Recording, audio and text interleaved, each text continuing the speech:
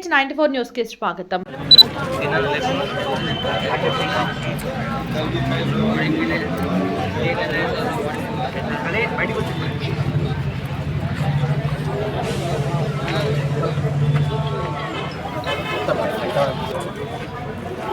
ఈరోజు 28వ వార్డు నుండి కాంగ్రెస్ అభ్యర్థిగా మా సోదరుడు మేడి విజయభాస్కర్ని ఈరోజు కాంగ్రెస్ పార్టీ తరఫున నామినేషన్ వేయడం జరిగింది.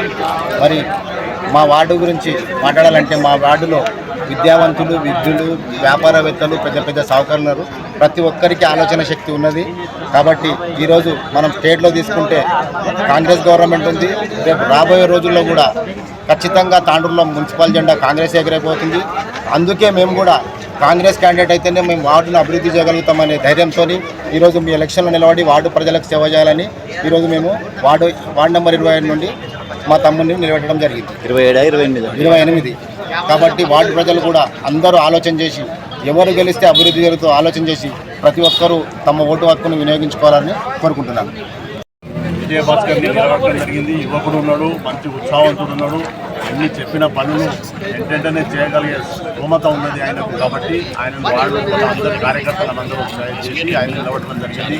వాళ్ళ బ్రదరులు అందరూ కార్యకర్తలందరి సహకారంతో ఈరోజు కాంగ్రెస్ పార్టీకి వీళ్ళందరూ కూడా వాళ్ళు కూడా పట్టం కట్టాలని వాళ్ళకు వినిపించుకుంటున్నాను. రాబోయే కాలంలో కూడా కాంగ్రెస్ పార్టీ ఖచ్చితంగా మన మున్సిపల్ మీద ఎగరేస్తామని చెప్పుకుంటూ ఈరోజు కాంగ్రెస్ పార్టీ అభ్యర్థిగా 28వ వార్డు నుంచి నామినేషన్ వేయడం జరిగింది. మా నాన్నగారి పేరు మేడి బస్వరాజు, అందరూ కండక్టర్ బస్వరాజుగా గుర్తింపు పొందారు. వారి ఆశీర్వాదంతో ఈరోజు నామినేషన్ వేయడం జరిగింది. 28వ మరి అలాగే మా ఎమ్మెల్యే మనోహర్ రెడ్డి అన్న గారు మరియు ఆర్బీఎల్ అధినేత శ్రీనివాసరెడ్డి అన్న గారి ఆశీస్సులతో నామినేషన్ వేయడం జరిగింది. నేను 28వ వార్డు ప్రజలకు ఒకటే కోరుకుంటున్నాను, మీరు ఒక్కసారి నాకు అవకాశం ఇచ్చి చూడండి. వార్డు అభివృద్ధికి 24 గంటలు టైం కేటాయిస్తాను.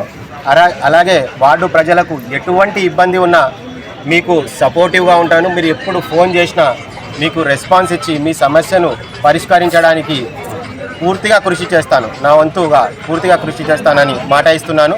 దయచేసి 28వ వార్డు ప్రజలకు ఒకటే కోరుకుంటున్నాను, ఒక్కసారి అవకాశం ఇచ్చి చూడండి.